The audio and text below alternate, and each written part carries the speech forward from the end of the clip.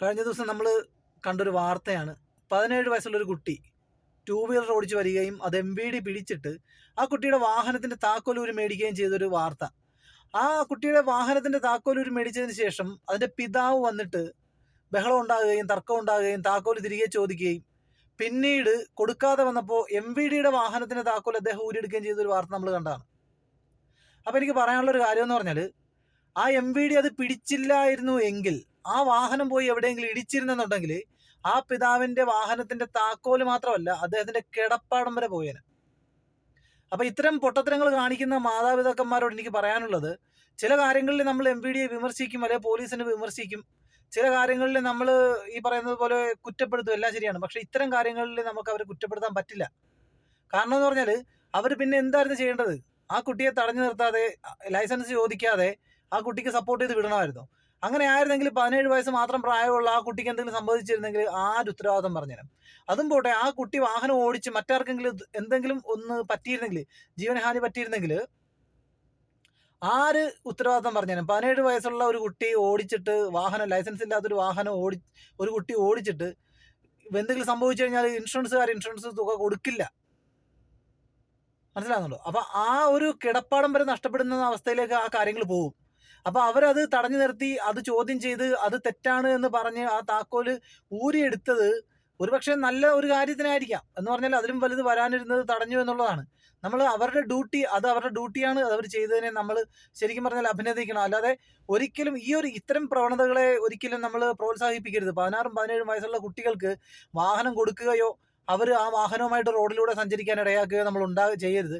അത് പോലീസിൻ്റെ കണ്ണിൽപ്പെട്ടാൽ അവർ പിടിക്കും. അതിനകത്ത് ഒരു തർക്കവുമില്ല. കാരണം നമ്മളെപ്പോലുള്ള സാധാരണക്കാരെക്കാൾ കൂടുതൽ വാഹന അപകടങ്ങൾ നേരിട്ട് കാണുകയും അത് കൈകാര്യം ചെയ്യുന്ന ആളുകളാണ് ഈ MVDയും അതുപോലെ പോലീസുകാരും ഒക്കെ. അപ്പോൾ അവരെ സംബന്ധിച്ചിടത്തോളം അവർക്ക് ഇതിൻ്റെ സീരിയസ്നെസ് നമ്മളെക്കാൾ കൂടുതൽ അറിയാൻ പറ്റും. മനസ്സിലാകുന്നുണ്ടോ? അപ്പോൾ അങ്ങനെയുള്ള ഒരു സിറ്റുവേഷനിൽ അവർ ഇതിനെ ഒരിക്കലും പ്രോത്സാഹിപ്പിക്കത്തില്ല. അപ്പോൾ അവരെ നമ്മൾ കുറ്റം പറയുന്നതിൽ ഒരർത്ഥമില്ല. ഇത്തരം പ്രവണതകൾ ദയവ് ചെയ്ത് ചെയ്യാതിരിക്കുക. MVDയുടെ എന്താ പറയുക, MVD ആയാലും പോലീസായാലും അല്ലെങ്കിൽ മറ്റ് സർക്കാർ ഉദ്യോഗസ്ഥരായാലും തെറ്റ് ചെയ്താൽ നമ്മൾ തെറ്റാണെന്ന് തന്നെ പറയും. അത് പറയാനുള്ള റൈറ്റ്സ് നമുക്കുണ്ട്. പക്ഷേ അവർ നല്ലത് ചെയ്താൽ നമ്മൾ അതിനെ അംഗീകരിച്ചേ പറ്റുള്ളൂ.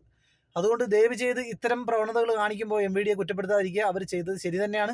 എല്ലാ മുതിർന്നവരും, മാതാപിതാക്കന്മാരെന്നല്ല, എല്ലാ മുതിർന്നവരും ശ്രദ്ധിക്കേണ്ട ഒരു കാര്യം എന്ന് പറഞ്ഞാൽ, കുട്ടികൾക്ക്, പ്രായപൂർത്തിയാകാത്ത കുട്ടികൾക്കും ലൈസൻസ് ഇല്ലാത്ത ആളുകൾക്കും വാഹനം കൊടുക്കാതിരിക്കുക. കൊടുത്തു കഴിഞ്ഞ് എന്തെങ്കിലും സംഭവിച്ചാൽ കിടപ്പാടം വരെ നഷ്ടപ്പെടും. ചിലപ്പോൾ നമ്മുടെ കയ്യിൽ നിൽക്കാത്ത, ഒരിക്കലും നമുക്ക് സ്വപ്നം കാണാത്ത എമൗണ്ട് ആയിരിക്കും നമ്മൾ കൊടുക്കേണ്ടത് വരുന്നത്. അത് നമ്മൾ ചിലപ്പോൾ ഒരുപക്ഷെ ആജീവനാന്തം മുഴുവൻ പണിയെടുത്താലും നമുക്ക് ഉണ്ടാക്കി കൊടുക്കാൻ പറ്റിയെന്ന് വരില്ല.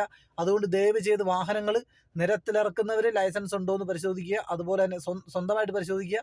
അതുപോലെ തന്നെ ഉറപ്പ് വരുത്തുക. അതുപോലെ തന്നെ കുട്ടികൾക്ക് ദയവ് ചെയ്ത് വാഹനങ്ങൾ കൊടുക്കാതിരിക്കുക.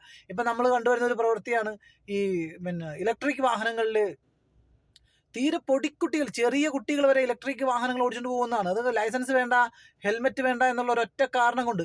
അത് ഈ ലൈസൻസിൻ്റെയും ഹെൽമെറ്റിൻ്റെയും പരിധിയിൽ വരാത്ത ചെറിയ വാഹനങ്ങളാണെങ്കിൽ പോലും ആ വാഹനങ്ങൾക്ക് 30-ന് മുകളിൽ സ്പീഡ് ഉണ്ടെന്നുള്ളതാണ് സത്യം.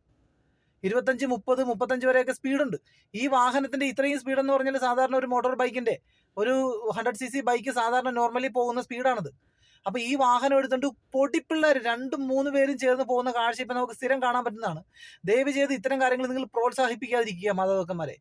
നിങ്ങൾ കൊച്ചുകുട്ടികൾക്ക് ഇലക്ട്രിക് വാഹനം മേടിച്ച് നിങ്ങളുടെ വീട്ടിലേക്ക് വാങ്ങി വെക്കുന്ന വാഹനം നിങ്ങൾ കൊച്ചുകുട്ടികളുടെ കയ്യിലേക്ക് കൊടുത്തിട്ട് ഇതിന് ലൈസൻസ് വേണ്ടല്ലോ, ഹെൽമെറ്റ് വേണ്ടല്ലോ എന്ന് കരുതിയിട്ട് കൊടുത്തു വിടുമ്പോൾ ഓർക്കേണ്ട കാര്യം എന്ന് പറഞ്ഞാൽ, ഞാൻ ദൃക്സാക്ഷിയാണ് മറിഞ്ഞു വീഴുന്നത്. അതായത് കൊച്ചുകുട്ടികൾ ഇലക്ട്രിക് വാഹനത്തിൽ വന്നിട്ട് ബ്രേക്ക് പിടിച്ചിട്ട് പെട്ടെന്ന് സഡനായിട്ട് മറിഞ്ഞു വീഴുന്നത് കണ്ടുകൊണ്ട് ഓടിച്ചെന്ന് പൊക്കിയെടുത്ത ആളാണ് ഞാൻ. നമ്മൾ ഒരു പ്രാപ്തി എന്ന് പറയുന്ന സാധനം, അത് ലൈസൻസോ അല്ലെങ്കിൽ ഈ ഹെൽമെറ്റോ ഒന്നുമല്ല.